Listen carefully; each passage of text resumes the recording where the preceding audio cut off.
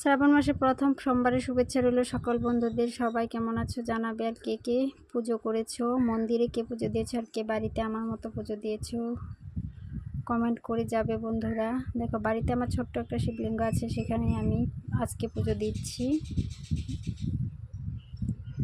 একে একে সব কিছু দিয়ে বাবাকে স্নান করিয়ে বেলপাতা, ফুল, দূর্বা, তুলসী পাতা দিয়ে দিলাম, আর একটা গোটা কলা দিয়ে দিচ্ছি। এখন তো বেল পাওয়া যায় না, গোটা বেল, তাই একটা আস্ত ফল লাগে, সেই জন্য আমি একটা গোটা ফল দিয়ে দিলাম।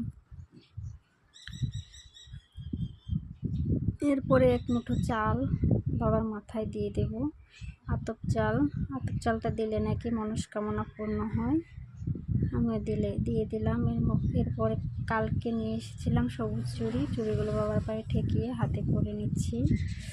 হাতে পরে নিয়ে এবার বাকি পুজোটা বাবার কাছে সম্পূর্ণ করব। ভিডিওটা কেমন লাগলো অবশ্যই জানাবে। আর ভিডিওটা একটু বড় হয়ে গেছে, তোমরা সময় করে একটু দেখে নিও। আর সবাই বলে যেও হর হর মহাদেব।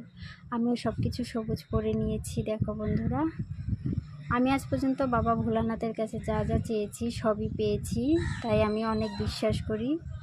তোমরা কে কে বাবা ভোলানাথের ভক্ত একটু কমেন্ট করে জানিয়ে যাবে, আর বাবার কাছে মনস্কামনা পূর্ণ করে আশা